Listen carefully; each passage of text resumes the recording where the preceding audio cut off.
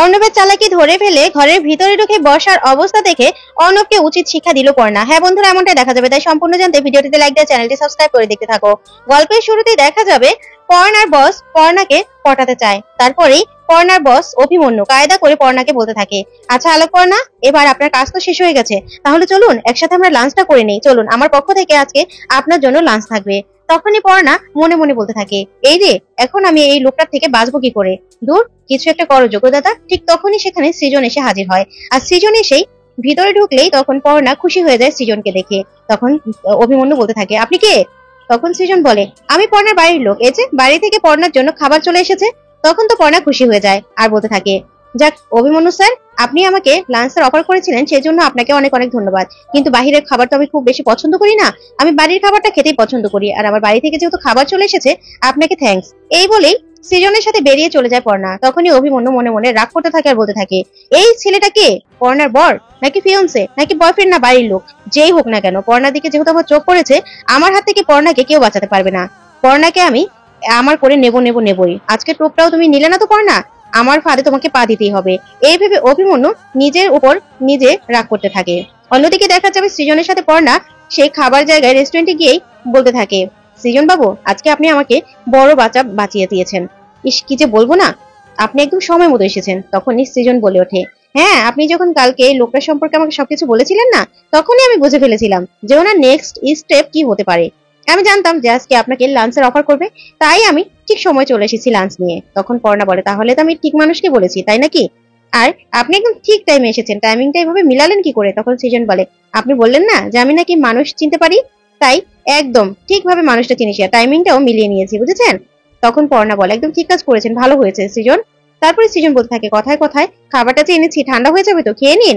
তখন পর্ণা খাবারটা নিয়ে সে চনু মাছ দেখে খুব খুশি হয়ে যায়, বলে এটা তোমার ফেভারিট। তখন সৃজন বলে, তাই নাকি?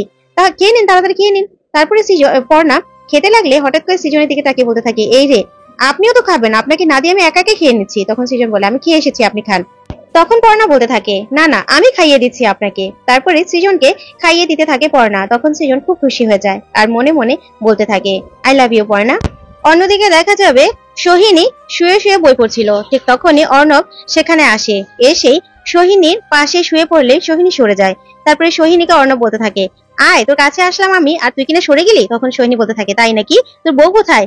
তখন অর্ণব বলে, নাক ডেকে ঘুমাচ্ছে, এখন আর আসবে না, আয় তো আমার কাছে আয়। তারপরে সোহিনীকে অর্ণব বলতে থাকে, আচ্ছা, এত ভালোবাসি জানিস, তারপরে বিয়েটা কেন করে নিলি? তখন সোহিনী বলে, দেখ, বিদেশটাও ঘোরা হয়ে গেল, আর তাছাড়া একটা সমাজেরও তো ব্যাপার আছে, আমরা ভাই বোন, এখন আমাদের মধ্যে এরকম সম্পর্ক জানলে তো আমাদের নিজেদেরই সমস্যা, বলতো? ঠিক তখনই দুজন কাছাকাছি আসতে চাইলে আর দুজন নোংরামো করার সময় ঠিক তখনই বর্ষা চলে আসে। আর বর্ষা এসব দেখে একদম সহ্য করতে পারে না, আর ইন্দুর কথাগুলো মনে পড়ে যায় বর্ষার। তারপরে বর্ষা ভিতরে ঢুকলে অর্ণব আর সোহিনী দুজন সাথে সাথে সরে যায়। তারপরে অর্ণব বর্ষাকে বলতে থাকে, বর্ষা, আসলে তুমি যা ভাবছো ওরকম নয়। তখন বর্ষা বলে, একদম চুপ, একদম কোনো কথা বলবে না তুমি, তোমাদের এই নোংরামো আমি আর সহ্য করতে পারছি না। ইন্দু আমাকে ঠিকই বলেছিল, কিন্তু আমি কি করব? তোমরা এতটা নোংরা সেটা আমি কোনোদিনও ভাবিনি। নিজের বোনের সাথে কেউ এত বড় নোংরামি করতে পারে, তোমাদের এই নোংরামো দেখে তো আমার নিজেরই ঘেন্না হচ্ছে। ভাগ্যিস আমি নিজের চোখে সবটা দেখেছিলাম, না হলে তো তুমি আমাকে বলতে আমার মন ছোট। তখন আমি শুধুমাত্র বলেছিলাম যে বোনের সাথে সিরিজ দেখে আসলে তাতে গায়ে ফোসকা পড়ে গেছিল, এখন এখন যে এসব করলে, এসব এসব কি বলবে, এখন কি বলবে? তখন অর্ণব বর্ষাকে অনেক বোঝানোর চেষ্টা করে, কিন্তু বর্ষা কিছুতেই অর্ণবের কোনো কথা শোনে না। অন্যদিকে দেখা যাবে পর্ণা সৃজনকে বলতে থাকে, আসলে সৃজন, একটা কথা বলবো। তখন সৃজন বলে, বলুন। তখন পর্ণা বলে, দুদিন ধরে না বর্ষার কথা আমার খুব মনে পড়ছে, ওর সাথে কথা হয়েছে ঠিক আছে, কিন্তু মনে হচ্ছে কিছু একটা হয়েছে, আমার কাছে কিছু একটা লুকোচ্ছে, আমার না ভালো লাগছে না আর কি, তাই বললাম। তখন সৃজন বলে, তাহলে চলুন পর্ণা। তখন পর্ণা বলে, কোথায়? তখন সৃজন বলে, বর্ষার শ্বশুর বাড়ি। আসলে আমি বর্ষার শ্বশুর বাড়িতে তেমন একটা যাই না, তবে এখন তো জামাই ষষ্ঠীও আসছে, মা বলছিল ওদের নেমন্ত্রণ করবে, তাই চলুন আপনি আর আমি না হয় নেমন্ত্রণটা করে দেবো। তখন পর্ণা বলে, সত্যি? তাহলে চলুন চলুন। তারপরে পর্ণার সৃজন বর্ষা বাড়ির উদ্দেশ্যে রওনা হয়ে যায়। অন্যদিকে দেখা যাবে বর্ষা নিজেই ভেঙে পড়ে আর বলতে থাকে, এরকম একটা নোংরা মানুষের সাথে আমি এতটা বছর কাটিয়ে দিলাম, এই মানুষটা আমাকে ছুঁয়েছিল, আমার তো ভাবতে ঘেন্না হচ্ছে। আমি কোনোদিনও তোমার মন পাইনি, তোমার সাথে কোনো কিছু বলেই কোনোদিনও শান্তি পাইনি, তবে তাতেও আমার আফসোস ছিল না, আমি মানিয়ে নিয়েছিলাম। তুমি আমার গায়ে হাত পর্যন্ত তুলেছো, আমার বাড়ির লোকদের নিয়ে খারাপ কথা পর্যন্ত বলেছো, তারপরেও আমি কিছু বলিনি, সবকিছু মানিয়ে নিচ্ছি, কিন্তু আজকে এটা আমি কিছুতেই সহ্য করবো না, কিছুতেই না। তখনই অর্ণব সোহিনীকে বলে, একটু ম্যানেজ কর না। তখন সোহিনী বর্ষাকে বলে, আসলে বর্ষা, তুমি যেটা ভাবছো সেটা নয়, আর এরকম তো হয়েই যায়, বলো, তুমি এগুলো নিয়ে কিছু মাইন্ড করো না প্লিজ, এগুলো নিয়ে কিছু ভেবো না। তখনই বর্ষা জোরে একটা চড় মারে সোহিনীকে আর বলে, কি মনে করবো না, কি হয়ে যায়, হ্যাঁ তোমরা ভাই বোন মিলে এরকম একটা নোংরামো করছো, তারপরে তোমাদের লজ্জা নেই? এটা আবার বলতে পারছো আমার সামনে বসে? এত বড় সাহস তোমাদের? না না, এগুলো আমি একদম সহ্য করবো না, একদম সহ্য করবো না। আমি এখনই আমার বাড়ির লোকে ফোন করে সবটা বলবো, এরকম একটা লম্পটের সাথে আমাকে বিয়ে দিয়েছে না, আমি পুলিশকে জানাবো।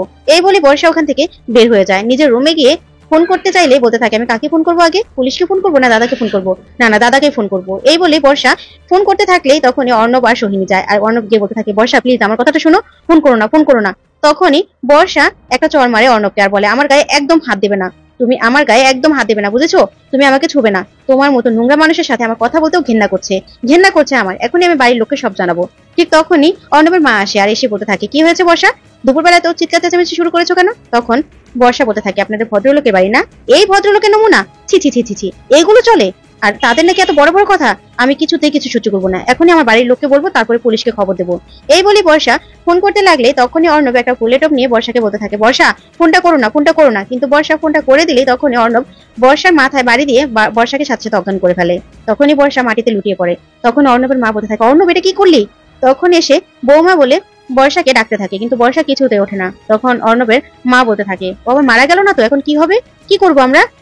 তখন অর্ণব বলে, না না মা, কিছু হবে না, কিছু হবে না। তখন সোহিনী বলে, মাসিমা তুমি এরকম করো না, কিছু হবে না। ঠিক তখনই কলিং বেল বেজে ওঠে। তখন কলিং বেলের শব্দ শুনে ওরা ভয় পেয়ে যায় আর বলে, কি করব এখন, কে আসবে? ইন্দু চলে আসলো না তো, ইন্দু চলে আসলে কি হবে? তখনই অর্ণবের মা বলে, না ইন্দু আসবে না এখন, ইন্দু তো বলেছে ওর একটা কাজ আছে, ও কলেজ থেকে কাজে চলে যাবে, ও এখন আসবে না। এখন কে আসতে পারে, দুপুরবেলা কে আসবে? তখন অর্ণব বলে, কে আসবে তোমরা একদম চিন্তা করো না তো, ওকে তোমরা সরিয়ে দাও, বুঝেছো, খাটের তলায় সরিয়ে দাও। আর তাছাড়া রুমে তো আর কেউ আসবে না, আমি এখনই আসছি, দেখে আসছি কে এসেছে। এই বলে অর্ণব দেখতে গেলেই দেখে পর্ণা আর সৃজন দাঁড়িয়ে আছে। তখন অর্ণব ভয় পেয়ে যায়, ভিতরে চলে এসে ওদের সবাইকে বললে সবাই ভয় পেয়ে যায়। তারপরে বর্ষাকে তাড়াতাড়ি করে খাটের তলায় রেখে দেয়। আর অর্ণব বলে, এখন তো দরজাটা খুলতেই হবে, আমি কিছু বলে এটা ম্যানেজ করছি। ওইদিকে সৃজন আর পর্ণা বলতে থাকে, কি ব্যাপার, দরজাটা খুলছে না কেন? ঠিক তখনই অর্ণব এসে বলতে থাকে, ঘুমের ভান করে বলে, আসলে আপনারা অনেকক্ষণ ধরে এসেছেন না? তখন সৃজন বলতে থাকে, হ্যাঁ অনেকক্ষণ ধরে কলিং বেল বাজাচ্ছি। তখন অর্ণব বলে, আসলে এসির মধ্যে ঘুমোচ্ছিলাম তো, টের পাইনি। তখন পর্ণা বলে, ও আচ্ছা, আমরা বর্ষার সাথে দেখা করতে এসেছিলাম। বর্ষা কোথায়? তখন অর্ণব বলে, বাসায় তো নেই, দেখুন না ও ফোনটা ফেলে রেখে কোথায় যেন গেছে, আমি তো ভাবলাম আপনাদের বাড়িতেই গেছে। এই কথা শুনে সৃজন আর পর্ণা দুজনেই চমকে যায়, আর পর্ণার সন্দেহ হয় অর্ণবের দিকে। তারপরে অর্ণব বলে, আপনার ভিতরে আসুন না, ভিতরে আসুন, চা কফি খাবেন। তখন সৃজন আর পর্ণা বলে, না না আমরা ভেতরে যাব না, আসলে বর্ষার সাথে কথা ছিল। আর ওইদিকে অর্ণবের মা ভয় পেতে থাকে ওদের ভিতরে আসার কথা শুনে, আর বলতে থাকে, অর্ণবটা কি করছে, ও কেন ভিতরে আসতে বলছে ওদেরকে? তখনই সোহিনী বলতে থাকে, মাসিমা এরকম করো না, ব্যাপারটা তো সামলাতে হবে, ও ঠান্ডা মাথায় হ্যান্ডেল করছে, এরকম না করলে তোরা সন্দেহ করবে তাই না? তারপর দেখা যাবে সৃজন বলতে থাকে, আসলে সামনে তো জামাই ষষ্ঠী, তাই মা বলেছিল আপনাদেরকে নেমন্ত্রণ করতে আসবে, তাই আমি আর পর্ণার দিকে কাজে এসেছিলাম, ভাবলাম বর্ষার সাথে দেখা করে যাব, আর আমরা আপনাদের নেমন্ত্রণটাও করে যাব। তখন অর্ণব বলে, ও আচ্ছা। তারপরে সৃজন বলতে থাকে, জামাই ষষ্ঠীতেই কিন্তু আপনারা যাবেন, ঠিক আছে, সবাই যাবেন। তখন অর্ণব বলতে থাকে, আচ্ছা ঠিক আছে ঠিক আছে যাবো। তখনই তাড়াহুড়ো করে অর্ণব দরজাটা লাগাতে গেলে পর্ণা বলতে থাকে, দাঁড়ান। তখন অর্ণব মনে মনে ভয় পেতে থাকে আর বলতে থাকে, এই রে, আবার পর্ণা বুঝে গেল না তো কিছু, যে আমি তাড়াহুড়ো করছি, কিছুকে সন্দেহ করলো না তো? তখন পর্ণা বলতে থাকে, আসলে বর্ষা আসলে বলে দেবেন আমাকে ফোন করতে, ওর সাথে খুব জরুরি কথা ছিল, ঠিক আছে? তখন অর্ণব বলে, ঠিক আছে ঠিক আছে। ওইদিকে বর্ষার জ্ঞান ফিরে আসে। তখনই বর্ষা নড়াচড়া করতে থাকে। তারপরে সোহিনী বলতে থাকে, মাসিমা কি হবে, বর্ষারও তো জ্ঞান ফিরে আসছে, তারপরে যদি ওরা এসে পড়ে আর বর্ষাও যদি ওদেরকে সবকিছু বলে দেয় তাহলে কি হবে? তখন অর্ণবের মা বলে, না না কিছু হবে না, কিছু হবে না। তারপরে দেখা যাবে অর্ণব দরজাটা লাগিয়ে দিলেই তখন পর্ণার সন্দেহ হয়, আর পর্ণাকে সৃজন বলতে থাকে, কি হলো পর্ণা, দাঁড়িয়ে গেলেন কেন?